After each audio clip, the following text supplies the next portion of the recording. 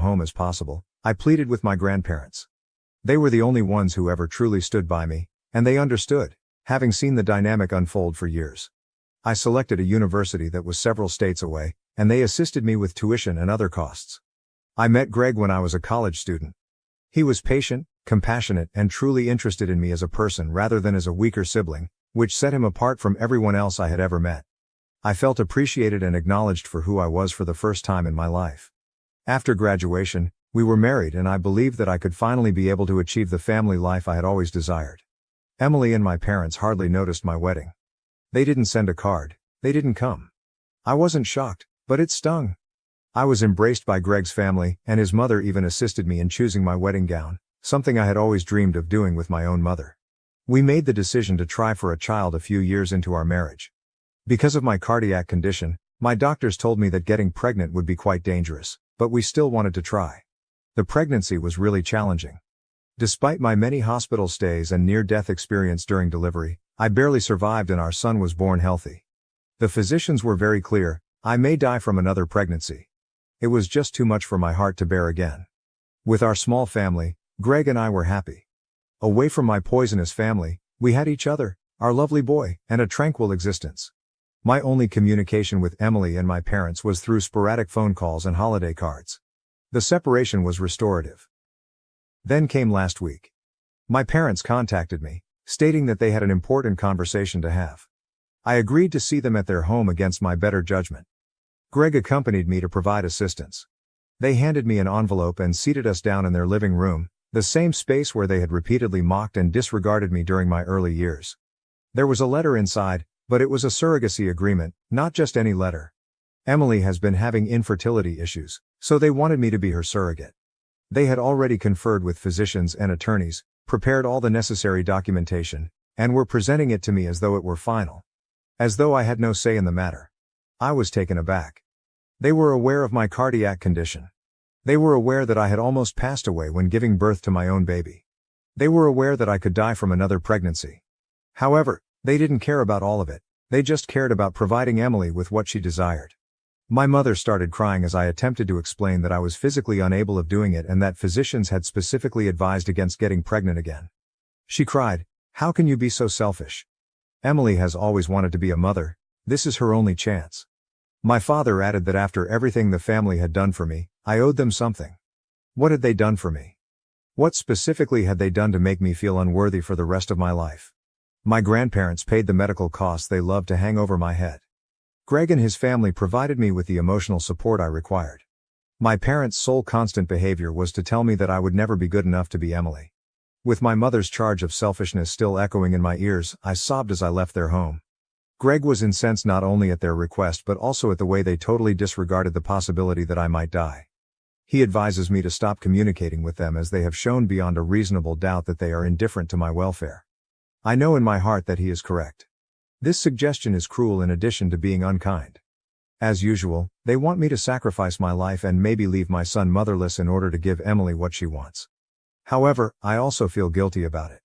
Perhaps I'm being self-centered. Perhaps I do owe them. Perhaps this is my opportunity to finally show them how valuable I am. Even though I am aware that these thoughts are harmful, they continue to race through my mind.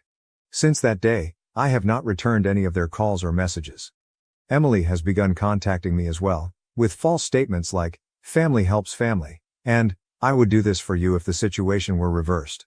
Should it be a little bit out of her way, she wouldn't even offer to drive me to school. My son is on my mind all the time. If something were to happen to me while I was pregnant, he would be the one who would suffer the most. He needs his mother and is innocent in all of this family drama. How can they expect me to risk leaving my child an orphan in order to satisfy Emily's demands? Am I being self-centered? I've been told throughout my life that I'm bad for prioritizing my own needs. However, this is now about my son, my husband, and my life, not just about me. But I'm being tormented by guilt. I need a different viewpoint. Is it incorrect of me to decline to serve as my sister's surrogate? Should I put myself in danger to fulfill her desires? How can I handle the manipulation and guilt? Update 1. A week has passed since my last post, and things have gotten far worse than I anticipated. My family's calls and messages haven't stopped vibrating on my phone. Emily has been sending texts that manipulate emotions non-stop. This is my final opportunity to have my own child, and I've always wanted to be a mother. Remember how I always looked out for you when we were kids? She even dared to ask. That one almost made me laugh. She must remember our early years quite differently than I do. She sent a particularly nasty email yesterday, saying, "Mom was right about you. You always thought about yourself."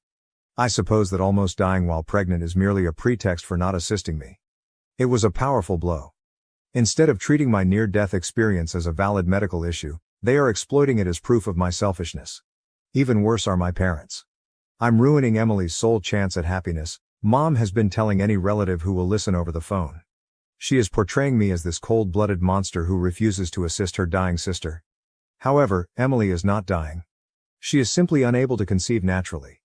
They're behaving as though Emily's wish to have a biological kid is more significant than my actual risk of dying.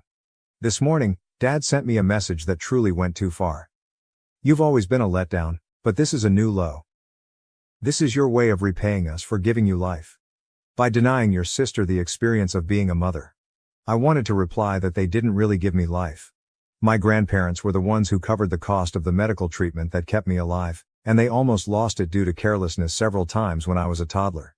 Greg is enraged. I dissuaded him from driving to their house and confronting them. Even though I would have loved to watch him reprimand them, I informed him, they're not worth it. Rather, we engaged in a lengthy discussion about our future. Greg reminded me, this isn't just about you anymore. It has to do with our son. He might lose his mother as a result of what they're requesting. Nobody has the authority to force you to take that risk. Of course, he is correct. I feel no remorse for turning Emily down when I see our son. He needs his mom to be well and living. We have made the decision to act decisively. Let's start by blocking all of their numbers, including Emily's, Mom's, Dad's, and even the flying monkeys they called after me. My grandparents are the lone exception, and they have always been accepting and encouraging. Second, we're investigating legal safeguards. Greg fears they may try something desperate because of their antagonistic behavior. Next week, we're meeting with a lawyer to go over our choices. I will always be perplexed by their claim to be family and their utter disregard for my life. However, I'm over my guilt. I will no longer allow them to control me. A mother who would put her life in danger to appease individuals who have never truly shown her love is not worthy of my son. Thank you to everyone who left a remark on my previous post. You made it clear to me that I'm being a responsible mother and defending my family, not being selfish. Standing up to those who ought to have protected you in the first place is sometimes necessary. I'll provide another update if something noteworthy occurs, but hopefully this will be the last one. With my true family, my spouse and son, who genuinely appreciate my existence, I'm prepared to go on. Update 2. I've blocked everyone for 2 weeks now. I assumed that was the last of it, but my mother managed to get in touch with me using a temporary number. Just the two of us, not Greg, need to talk.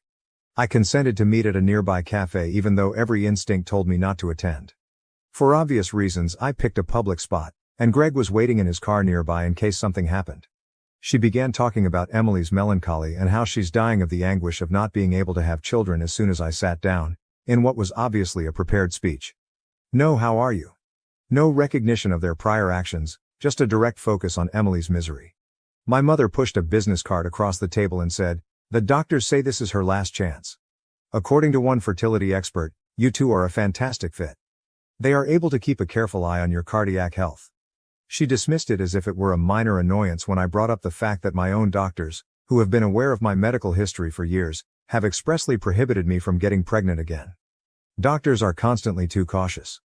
According to Emily's specialist, the risks are controllable.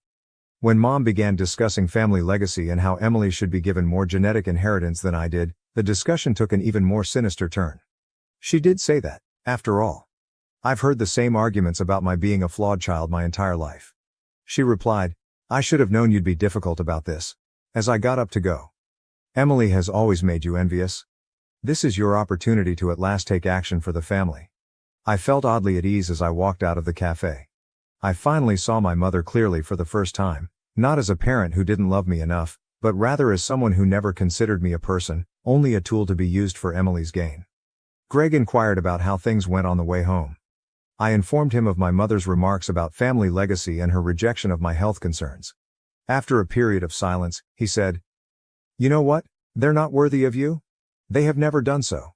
He is correct. They are unworthy of me, My forgiveness, or another opportunity to